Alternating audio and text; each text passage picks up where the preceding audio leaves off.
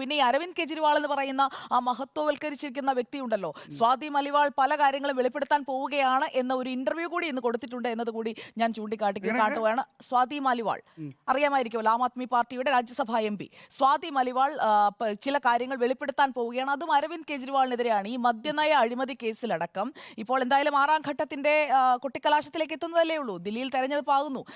അപ്പോൾ സ്വാതി മാലിവാൾ പറയാൻ പോകുന്ന കാര്യങ്ങൾ, അരവിന്ദ് കെജ്രിവാളിന്റെ ഏറ്റവും അടുത്ത സുഹൃത്ത് തന്നെയാണ് സ്വാതി മാലിവാൾ. ആ സ്വാതി മാലിവാളിനെ PA തല്ലിയിട്ട് അതിൽ ഒരു വാക്ക് പോലും മിണ്ടാത്ത കെജ്രിവാളിനെ ആർക്കും വിമർശിക്കേണ്ട. കെജ്രിവാൾ മദ്യനയ അഴിമതി കേസിൽ അറസ്റ്റിലായി അകത്ത് പോയി തിരിച്ച് ജാമ്യത്തിലിറങ്ങുമ്പോഴും കെജ്രിവാൾ ചെയ്തത് അഴിമതി അല്ലാതായി മാറുകയും നരേന്ദ്രമോദിയുടെ ചങ്ങാത മുതലാളിത്തം, നരേന്ദ്രമോദിയുടെ അഴിമതിയുടെ കൂട്ടുനിൽക്കൽ, ഇത് തന്നെ ആവർത്തിച്ചുള്ള നറേറ്റീവുകളായി പറഞ്ഞുകൊണ്ടിരുന്നാലും നരേന്ദ്രമോദിയെ ഇന്ത്യയിലെ ജനങ്ങൾക്കറിയാം. അതുകൊണ്ട് തന്നെ എന്താണ് ഇന്ത്യയിലെ ജനങ്ങൾ നരേന്ദ്രമോദിക്ക് കൊടുക്കുന്ന മാൻഡേറ്റ് എന്നുള്ളത് ജൂൺ 4 നമുക്കറിയാം. നമ്മളിരുന്ന് ഒരുപാട് തർക്കിച്ചിട്ടൊന്നും ഒരു സ്വാതി കാര്യവുമില്ല സർ. മലിവാളിന് വേണ്ടി കണ്ണീരൊഴുക്കുന്ന BJP മണിപ്പൂരിന്റെ ബി ജെ കാര്യത്തിൽ പി അല്ല എന്താണ് കണ്ണീരൊഴുക്കുക. എടുത്തത്? സ്വാതി ബ്രിജ്ഭൂഷന്റെ മലിവാൾ ഒരു കാര്യത്തിൽ സ്ത്രീയാണ്. എന്താണ് വലിയ തീരുമാനം? സ്ത്രീപക്ഷവാദമൊക്കെ അതന്നെ പറയുന്ന ആളുകൾ ബ്രിജ്ഭൂഷന്റെ സ്വാതി മലിവാളിനെ കുറിച്ച് ബ്രിജ്ഭൂഷന്റെ പറയുന്നില്ലല്ലോ. കാര്യത്തിൽ എന്താണ് ചെയ്യുന്നത്? ഇതിൽ കൃത്യമായി രാഷ്ട്രീയമാണെന്നേ, രാഷ്ട്രീയം തന്നെയാണ് സ്വാതി കളിക്കുന്നത്. മലിവാൾ വരുമ്പോൾ സ്വാതി രാഷ്ട്രീയം. മലിവാളിനോട് ഇല്ലില്ല, പൂങ്കണ്ണീരാണ് കാണിക്കുന്നത്. യഥാർത്ഥ കണ്ണീരല്ല BJP-യിൽ നിന്ന് ആരെ വരുന്നതാണ് ഞാൻ സ്വാതി പറഞ്ഞത്. മലിവാൾ? അതിനകത്ത് പൂങ്കണ്ണിയാണോ? സ്വാതി സ്വാതി മലിവാളിന്റെ ന്യായം എന്തുകളാവട്ടെ. സ്വാതി മാലിവാളിന് അരവിന്ദ് കെജ്രിവാളിന്റെ വീട്ടിൽ വെച്ച് മർദ്ദനമേറ്റിട്ടുണ്ടെങ്കിൽ ആ മർദ്ദനമേറ്റതിന് നമ്മൾ ഒരു ദിവസം മുഴുവൻ എടുത്ത് ചർച്ച ചെയ്താണ്. മുഴുവൻ എടുത്ത് ചർച്ച ചെയ്യുകയോ അപലപിക്കുകയും ചെയ്താണല്ലോ.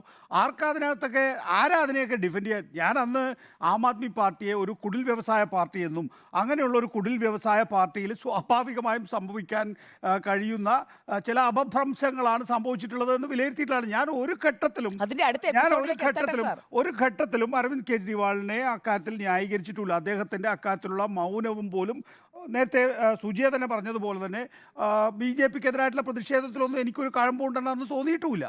അതൊക്കെ നോക്കൂ, എന്തിനാണിപ്പോൾ ഈ അരവിന്ദ് കെജ്രിവാൾ മുന്നണിയുടെ സൂപ്പർ ഹീറോയാണ്. അതെ, അരവിന്ദ് കെജ്രിവാൾ ഇന്ത്യ മുന്നണിയുടെ ഭാഗമാണ്. ഹീറോ, ബാഹുബലി. ആയിക്കോട്ടെ, ഇന്ത്യ മുന്നണിയുടെ ഭാഗമായ എല്ലാവരെയും ഇവിടെ ഒന്ന്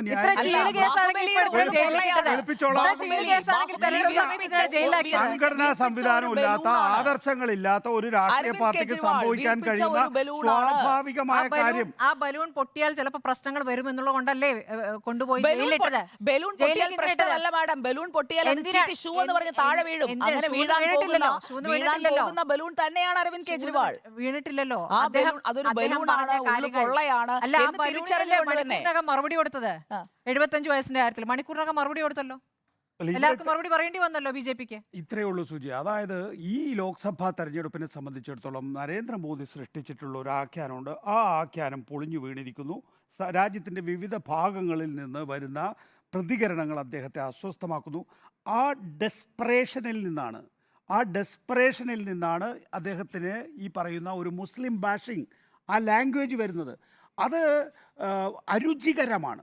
മുസ്ലിം ബാഷിംഗ് അരുചികരമാണ് എന്ന് മാത്രമല്ല ഭരണഘടനാ വിരുദ്ധമാണ്. അവിടെ ഭരണഘടനാ സ്ഥാപനമായിട്ടുള്ള ഇലക്ഷൻ കമ്മീഷൻ നടപടിയെടുത്തേ തീരൂ. ഈ ഇലക്ഷൻ കമ്മീഷൻ നടപടി എടുത്തില്ലെങ്കിൽ തന്നെയും സ്വാഭാവികമായും നിയമത്തിൻ്റെ മുന്നിലേക്ക് ഈ പരാമർശങ്ങൾ പോകും. ആ ഘട്ടത്തിൽ അതിന് ശിക്ഷ ലഭിക്കുമെന്ന് തന്നെയാണ് കരുതുന്നത്. പക്ഷേ തെരഞ്ഞെടുപ്പ് കമ്മീഷനെ സംബന്ധിച്ചിടത്തോളം സുജിയ തന്നെ കൺസീഡ് ചെയ്ത പോലെ തന്നെ തെരഞ്ഞെടുപ്പിൻ്റെ ഒരു വളരെ ഏർലി സ്റ്റേജിൽ നടത്തിയിട്ടുള്ള ഒരു പരാമർശത്തിൽ നോട്ടീസ് അയക്കാൻ പോലും 5 ദിവസം വൈകുന്നു. നോട്ടീസ് അയക്കുമ്പോൾ അത് പൊതു നോട്ടീസായി മാറുന്നു. പിന്നീട് അതിന്മേൽ ഒരു എന്താ പറയുക, ഒരു ബൈബിൾ വചനം പോലെ കുറെ എല്ലാവരെയും ഉപദേശിച്ചുകൊണ്ടുള്ള വചനം പുറപ്പെടുവിച്ചുകൊണ്ട് ആ വിഷയം അവസാനിപ്പിക്കാൻ 6ാം ഘട്ടത്തിന് തയ്യാറെടുക്കുന്ന ഘട്ടത്തിൽ മാത്രം തെരഞ്ഞെടുപ്പ് കമ്മീഷൻ ഒരുങ്ങുന്നു എന്ന് പറയുന്നത് സമൂഹത്തെ വിഭജിക്കുന്ന തരത്തിൽ എന്ന് നഡ്ഡയോട് പറയുന്നു. അപ്പുറത്ത് പറയുന്നു ഇന്ത്യൻ ഭരണഘടന ഇല്ലാതാകാൻ പോകുന്ന തരത്തിലുള്ള പരാമർശങ്ങൾ ഒഴിവാക്കണമെന്ന്. ഇന്ത്യൻ ഭരണഘടന ഇല്ലാതാകാൻ പോകുന്നത് പറഞ്ഞ് BJP നേതാക്കളാണ്. അത് ഈ തെരഞ്ഞെടുപ്പ് സമയത്ത് കോൺഗ്രസ് നേതാക്കൾ ഉന്നയിക്കുന്നത് രാഷ്ട്രീയമായ പ്രതികരണങ്ങൾ പറയരുത് എന്നെങ്ങനെയാണ് കമ്മീഷൻ പറയുക?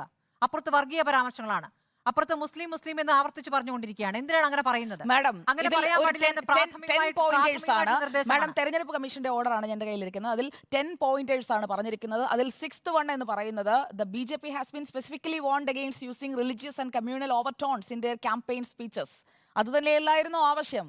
അത് തന്നെയല്ലായിരുന്നു ആവശ്യം. ഇനി ആരാണോ നടത്താൻ പറഞ്ഞത്? പാടില്ല, ആരാണോ നടത്താൻ പറഞ്ഞത്? പാടില്ല. ആരാണോ അത് പറഞ്ഞത്? നരേന്ദ്രമോദി പറഞ്ഞാലും രാഹുൽ ഗാന്ധി അല്ല, പറഞ്ഞാലും മോദിക്ക് സ്മൃതി പരുത്തിക്കാട് മോദിയുടെ പറഞ്ഞാലും സുജയ പാർവതി പറഞ്ഞാലും പേര് തെറ്റാണ്. കൊടുക്കണേ, ഒരേ പേര് വാണിംഗ് കൊടുക്കണേ. ഇഷ്യൂ ചെയ്യാൻ പറ്റൂ. മോദിയാണ് പറഞ്ഞെങ്കിൽ ഒരേ മോദിക്ക് വാണിംഗ് കൊടുക്കണം, ഇഷ്യൂ ചെയ്യാൻ രാഹുലാണ് പറ്റൂ. പറഞ്ഞെങ്കിൽ രാഹുലിന് സ്റ്റാർ കൊടുക്കണം. ക്യാമ്പയിനേഴ്സ് ആരെവർ ഹൂവർ ഇറ്റ് ഈസ് അതാരായാലും ഈ രീതിയിലുള്ള പരാമർശങ്ങൾ നടത്താൻ പാടില്ല എന്നുള്ള സ്ട്രിക്ട് വാർണിംഗ് തന്നെയാണ് കൊടുത്തിരിക്കുന്നത്. കോൺഗ്രസിനോടും പറഞ്ഞിട്ടുണ്ട് അവരുടെ സ്റ്റാർ ക്യാമ്പയിനേഴ്സ് അത് ആരൊക്കെ ആയാലും, അത് രാഹുൽ ഗാന്ധി ആയാലും അത് KC വേണുഗോപാൽ ആയാലും ആരായാലും ഫോൾസ് ഇംപ്രഷൻസ് ഉണ്ടാക്കുന്ന ക്ലെയിംസിലേക്ക് പോകരുത്. അങ്ങനെയുള്ള ക്ലെയിംസ് ആണ് എടുത്തങ്ങ് സത്യമെന്ന അല്ല, രീതിയിൽ അക്കാര്യത്തിൽ പറയുന്നു, തർക്കമില്ല ഏറ്റുപാടുന്നു, സുജയ. നോക്കൂ, രാഹുൽ ഗാന്ധി ഏറ്റുപാടുന്നു. സത്യമെന്ന ഇത്രയേ രീതിയിൽ ഉള്ളൂ. നുണ ഒറ്റ പറയാൻ കാര്യമുള്ളൂ. മുഴുവൻ മോദിയാണ്. എല്ലാ രാഹുൽ പ്രസംഗവും ഗാന്ധി തെറ്റ് ചെയ്തിട്ടുണ്ട് എങ്കിൽ പൊതുസമൂഹത്തെ ബോധ്യപ്പെടുത്തുന്ന വിധത്തിൽ ആ തെറ്റ് വിലയിരുത്തി ഇലക്ഷൻ കമ്മീഷൻ നടപടിയെടുക്കാം. നരേന്ദ്രമോദി തെറ്റ് ചെയ്തിട്ടുണ്ട് എന്നുള്ള കാര്യത്തിൽ സുജയ പാർവതിക്കും സംശയം ഉണ്ടാകണമെന്നില്ല. കാരണം അത് വളരെ എക്സ്പ്ലിസിറ്റ് ആണ്, അത് നമ്മുടെ മുന്നിലുള്ള കാര്യമാണ്, ഭരണഘടന അനുവദിക്കാത്ത കാര്യമാണ്.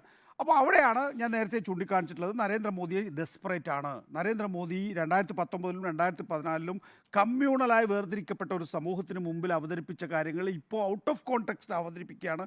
അതാണ് അരുചികരമായി തോന്നുന്നത്, അതാണ് നമുക്ക് നിയമവിരുദ്ധമായി തോന്നുന്നത് എന്നുള്ളതാണ്. ഇവിടെ അതാണ് ഞാൻ പറഞ്ഞത്, ഇതൊരു നാഷണൽ നറേറ്റീവ് ഇല്ലാത്ത ഘട്ടത്തിൽ ആ നാഷണൽ നറേറ്റീവിൻ്റെ അഭാവത്തിൽ നരേന്ദ്രമോദി ചെയ്യുമ്പോഴാണ് മുഴച്ചു നിൽക്കുന്നത്. ഇപ്പം നോക്കൂ സുജയ, ഉത്തർപ്രദേശിൽ ഒരു ഒരു ഒരു ഒരു തരംഗം കാണുന്നില്ല എന്നാണോ സുജയ പറയുന്നത്? അവിടെ ഫുൽപൂരിലും അതുപോലെ പ്രയാഗ്രാജിലും ഈ അഖിലേഷ് യാദവിൻ്റെയും രാഹുൽ ഗാന്ധിയുടെയും പ്രസംഗിക്കാൻ പൊതുയോഗത്തിൽ പറ്റില്ല. ഇരമ്പിയെത്തുകയാണ് ജനങ്ങൾ, ഇരമ്പിയെത്തുകയാണ് ചെയ്യുന്നത് ജനങ്ങൾ. നോക്കൂ, മഹാരാഷ്ട്രയിൽ നമ്മുടെ ഠാക്കറെക്കെതിരെ ഒരു വാക്ക് ഇപ്പോൾ NDA മുന്നണി പറയുന്നുണ്ടോ? ആരെങ്കിലും പറയുന്നുണ്ടോ? കാരണം അദ്ദേഹത്തിന് അനുകൂലമായിട്ടുള്ളൊരു സഹതാപ തരംഗം അവിടെ വർക്ക് ചെയ്യുന്നുണ്ട്. ശരത് പവാറിന് അനുകൂലമായിട്ടുള്ളൊരു സഹതാപ തരംഗം അവിടെ വർക്ക് ചെയ്യുന്നുണ്ട്. നോക്കൂ, ഹരിയാനയിൽ ഞാൻ കഴിഞ്ഞ ദിവസവും ചൂണ്ടിക്കാണിച്ചു, ടൈംസ് ഓഫ് ഇന്ത്യ എന്ന് പറയുന്ന ഒരു കോർപ്പറേറ്റ് പത്രമാണ്, ജിഹ്വയാണ് പറയുന്നത്, ഹരിയാനയിൽ പകുതിയിലധികം സീറ്റുകൾ കോൺഗ്രസ് നേടാൻ പോകുന്നു. അടുത്ത നിയമസഭാ തെരഞ്ഞെടുപ്പിൽ 6 മാസം കഴിഞ്ഞ് വരുന്ന നിയമസഭാ തെരഞ്ഞെടുപ്പിൽ അവിടെ കോൺഗ്രസ് അധികാരം പിടിക്കുമെന്ന് പറയുന്നത്. രാജസ്ഥാനിൽ കോൺഗ്രസ് ഉറപ്പിച്ച് പറയുകയാണ്, ഞങ്ങൾ 7 മുതൽ 9 സീറ്റുകൾ വരെ നേടുമെന്ന് പറയുകയാണ്.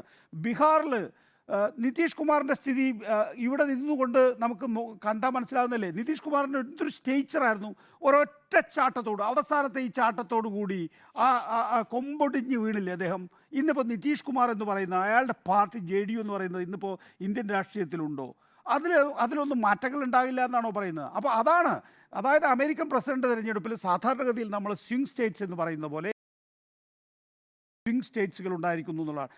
തർക്കിക്കാം നമുക്ക്, അത്ര സീറ്റുകൾ കുറയുമോ, ഇനി കുറഞ്ഞാൽ തന്നെ അത് മാനേജ് ചെയ്യാൻ മറ്റ് സംസ്ഥാനങ്ങളിലെ തർക്കിക്കാം. പക്ഷേ കുറയും എന്നതിൻ്റെ കൃത്യമായ സൂചന എന്നെ സംബന്ധിച്ചുള്ള ഒരു രാഷ്ട്രീയ വിദ്യാർത്ഥി എന്നുള്ള നിലയിൽ എന്നെ സംബന്ധിച്ചോളം ഈ നരേന്ദ്രമോദിയുടെ വാക്കുകളാണ്.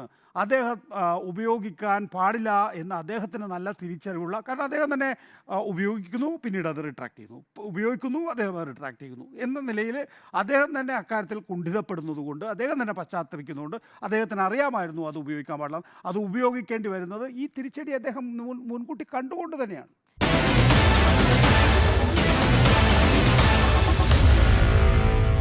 Meet the editors.